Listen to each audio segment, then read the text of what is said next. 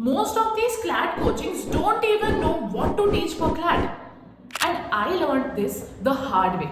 I met Ayush, who was proud of his preparation in CLAT. He had learned most of the articles and sections from various laws. Ayush was happy, but I had to break his heart because he was in the wrong path. Wait, I think you all need my help. Hey guys, I am Chia, your CLAT mentor, and in today's video, I am going to tell you what to study in legal reasoning for CLAT. Wait, more importantly, what not to study in legal reasoning for CLAT. This is what you don't need to study. So the first thing here is bare act knowledge. तो अगर तुम bare act जैसे लेके बैठ गए हो कि मैं आर्टिकल 14 आर्टिकल 19 सारा पढ़ लूंगा, उसकी बुकिश लैंग्वेज भी पढ़ लूंगा और उसके इलस्ट्रेशंस भी देख लूंगा तो एकदम मेरा पेपर बहुत अच्छा जाएगा, तो तुम गलत हो. क्योंकि तुम्हें क्वेश्चन तो सिचुएशन पे सॉल्व करने हैं, तो सिचुएशन के लिए अपना रीजनिंग वाला दिमाग क्यों नहीं यूज कर रहे हो. रीजनिंग को बढ़ाओ, टाइम वेस्ट मत करो. ठीक है, आगे बढ़ते हैं. सेकंड पॉइंट क्या था? आलतू फालतू सब्जेक्ट. तो बेसिकली तुम क्या करते हो, जैसे फैमिली लॉ है, फैमिली लॉ में सिर्फ मैरिज और डाइवोर्स से रिलेटेड क्वेश्चंस आते हैं, लेकिन तुम सब पढ़ लेते हो. एक्सेशन पढ़ लोगे, अडॉप्शन पढ़ लोगे, कैसे बना, schools of family law etcetera etcetera.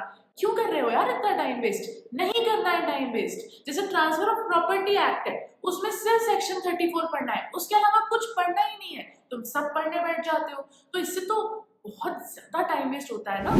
तुम्हारी नॉलेज बढ़ रही है एंड आई नो, लेकिन क्या अभी वक्त है उसका? नहीं है. सिर्फ प्रैक्टिस पे ध्यान दो. तुम्हें मालूम है मेजर जो 4 सब्जेक्ट्स हैं, that is constitution, crime, contract and tort, इसमें भी तुम कई ऐसी चीजें पढ़ते हो जिसको पढ़ने की जरूरत नहीं है. जानना चाहते हो कि क्या नहीं पढ़ना चाहिए, तो जाके क्लैट नेटवर्क को फॉलो करो.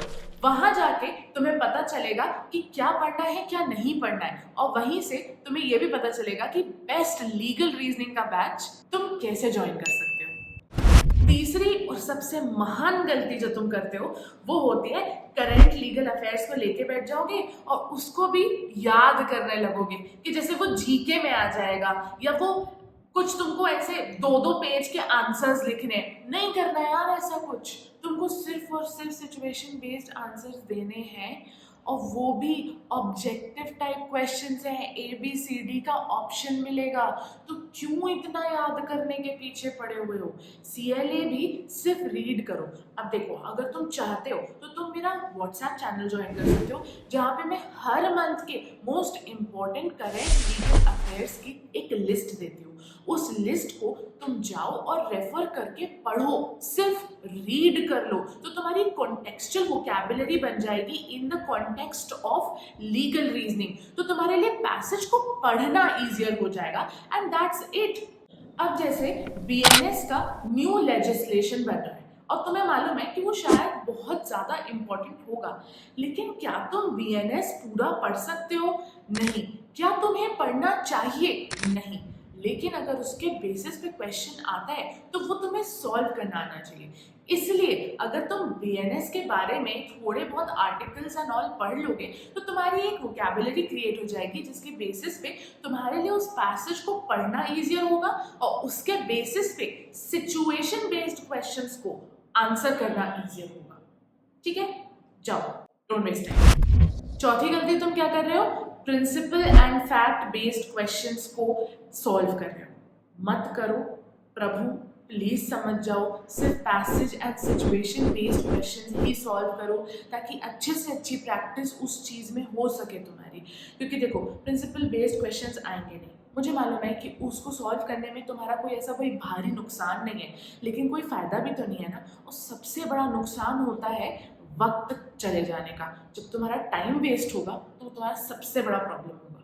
इसलिए मत करो. सिर्फ passage and situation based question solve करो, और अगर तुम्हें ज़रूरत है कुछ क्वेश्चंस की सॉल्व करने के लिए तो तुम इस QR को स्कैन करके बहुत सारे क्वेश्चंस डाउनलोड कर सकते हो. फिफ्थ मिस्टेक, जो मुझे लगता है कि तुम्हारी गलती तो है ही नहीं, लेकिन तुम्हारी गलती यह है कि तुम इस मिस्टेक को पकड़ नहीं पाते हो, जिसमें मैं तुम्हारी मदद कर सकती हूँ. Wrongly constructed questions. तो ये जो क्वेश्चंस होते हैं ना, ये रीडिंग कॉम्प्रिहेंशन टाइप के क्वेश्चंस बना देते हैं लोग. क्यों? क्योंकि आज का ज़माना पैसे का भी नहीं, चैट जीपीटी का हो चुका है। तो चैट जीपीटी से बना बना के लोग अजीब अजीब से क्वेश्चंस आपको दे देते हैं एंड आप उनको सही मान के सॉल्व करने लगते हैं, जिसमें आपका टाइम भी वेस्ट होता है और आपके दिमाग में ऐसा एक थॉट आ जाता है कि ऐसे भी क्वेश्चन शायद आ सकते हैं, जो कि कभी नहीं हो सकता इन क्लैट। ठीक है, सो wrongly constructed questions like these are not the type of questions that you will ever solve. अब मैंने तुम्हें बता दिया है कि क्या नहीं पढ़ना है। अगर तुम जानना चाहते हो what to study, then go watch this video. Bye guys, I hope तुम अपना टाइम वेस्ट अब नहीं करोगे और अच्छे से प्रिपरेशन करोगे क्लैट की। You remember, I promised we will crack CLAT together.